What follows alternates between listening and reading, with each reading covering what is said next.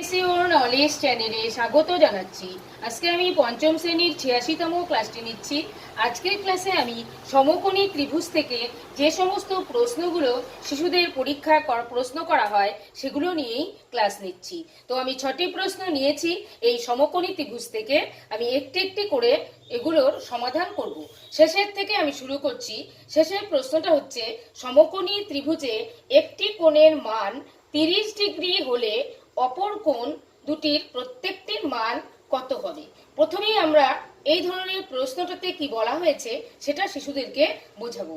সমকোণী ত্রিভুজ, তাহলে সমকোণী ত্রিভুজ বলতে যে ত্রিভুজের একটি কোণ 90 ডিগ্রি তাকে সমকোণী ত্রিভুজ বলা হয়। তাই এই প্রশ্নে বলা হয়েছে যে সমকোণী ত্রিভুজের একটি কোণের মান 30 ডিগ্রি। তাহলে এখানে কিন্তু 30 ডিগ্রি লিখতে পাচ্ছি না, কারণ এটা কিন্তু 90 ডিগ্রি কোণ। সবসময় যেহেতু এটা একটা সমকোণী ত্রিভুজ, তাহলে এটা হচ্ছে 90 ডিগ্রি কোণ। তাহলে এখানে আমাদের বলেছে একটি কোণের মান 30 ডিগ্রি। আমরা ধরে নেই যে এই কোণটার মান দেওয়া আছে 30 ডিগ্রি। এবার আমাদের প্রশ্ন হচ্ছে অপর দুটি কোণের প্রত্যেকটির মান কত। তো আমাদের প্রশ্নে এটুকুই শুধু বলা আছে একটি কোণ হচ্ছে 30 ডিগ্রি, তাহলে অপর কোণ দুটি কত হবে। তাহলে একটি কোণ আমরা দেখতে পাচ্ছি যে এই কোণটা কিন্তু 90 ডিগ্রি হবে, কারণ এটা হচ্ছে সমকোণ। তাহলে এই সমকোণী ত্রিভুজটার আমরা একটি কোণ পেয়ে গেছি 90 ডিগ্রি, আরেকটি কোণ আমরা পেয়ে গেছি 30 ডিগ্রি। তাহলে একটি কোণ পেয়েছি 90 ডিগ্রি, আরেকটি কোণ দেওয়া আছে 30 ডিগ্রি। তাহলে আমরা এটাকে যোগ করব, 90 আর 30 যদি আমরা যোগ করি তাহলে এখানে আমরা পাচ্ছি 120। আমাদের কিন্তু জেনে রাখা দরকার, আমি এর আগের ক্লাসে করেছি যেটা, যে ত্রিভুজের 3টি কোণের সমষ্টি কত। ত্রিভুজের 3টি কোণকে যোগ করলে সবসময় আমরা পাবো 180। তাহলে 180-র মধ্যে এই দুটো মিলেই আমাদের হয়ে গেছে 120। তাহলে এই কোণটার মান বের করতে গেলে এই 180 ডিগ্রি থেকে 120কে যদি আমরা বাদ দিই তাহলে আমরা কত পাচ্ছি? 60। এই 60 ডিগ্রি আমাদের বেরিয়ে এসেছে। তাহলে এই কোণটির মান হবে 60 ডিগ্রি। তাহলে একটি কোণ যদি 30 ডিগ্রি হয়, আরেকটি কোণ হবে 90 ডিগ্রি এবং অপর কোণটি হবে 60 ডিগ্রি। তাহলে সমকোণী ত্রিভুজের একটি কোণের মান 30 ডিগ্রি হলে অপর কোণ দুটির প্রত্যেকটির মান হবে 60 ডিগ্রি এবং 90 ডিগ্রি। পরবর্তী প্রশ্নে চলে যাচ্ছি। এখানে বলা হয়েছে সমকোণী ত্রিভুজের সমকোণ ছাড়া অপর দুটি কোণের সমষ্টি কত। এখানে বলা হয়েছে সমকোণী ত্রিভুজের সমকোণ ছাড়া, এই কোণটা ছাড়া এই দুটো কোণের সমষ্টি কত হবে, এই দুটো যোগফল কত হবে, এটাই আমাদের প্রশ্ন। তাহলে সমকোণী ত্রিভুজের সমকোণ ছাড়া অপর দুটো কোণের সমষ্টি বের করতে গেলে আমাদের জানতে হবে যে সমকোণ মানেই হচ্ছে 90 ডিগ্রি কোণ। তাহলে 180-র মধ্যে আমরা পেয়ে গেছি 90 ডিগ্রি কোণ। তাহলে আমাদের অবশিষ্ট কত থাকছে? 90। তার মানে বাকি দুটি কোণের সমষ্টি আমাদেরকে অবশ্যই কিন্তু 90 ডিগ্রি হতে হবে। এই দুটো কোণ মিলিয়ে আমাদেরকে 90 ডিগ্রি হতে হবে। তাহলে এখানে আমরা উত্তরটা কি লিখব? যে সমকোণী ত্রিভুজের সমকোণ ছাড়া অপর দুটি কোণের সমষ্টি হবে 90 ডিগ্রি। চলে যাচ্ছি পরবর্তী প্রশ্নে।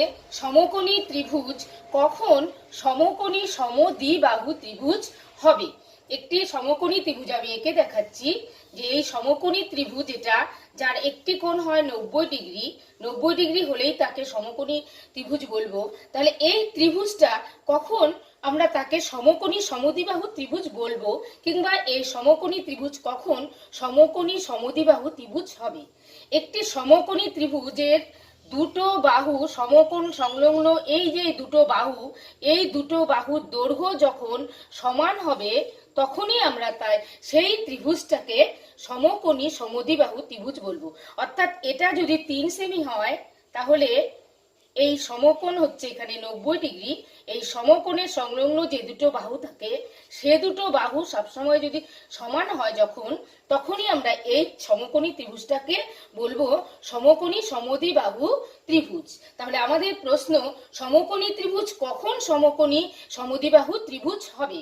এর উত্তর হবে, সমকোণী ত্রিভুজের সমকোণ সংলগ্ন বাহু দুটি যখন সমান হবে তখন সেই সমকোণী ত্রিভুজটি সমকোণী সমদ্বিবাহু ত্রিভুজ হবে। চলে যাচ্ছি 3 নম্বর প্রশ্নে।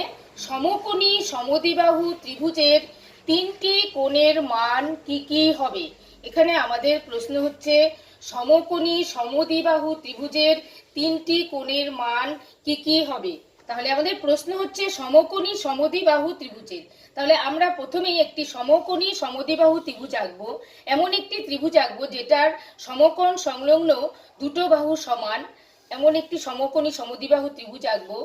তাহলে এটা হচ্ছে সমকোণী, তাহলে এটা হচ্ছে 90 ডিগ্রি।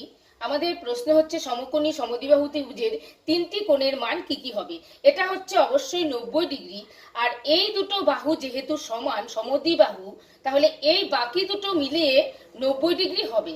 যেহেতু দুটো বাহুর দৈর্ঘ্য সমান, তাহলে এটা হবে 45 ডিগ্রি, এই কোণটা হবে 45 ডিগ্রি, আর এই কোণটাও হবে 45 ডিগ্রি।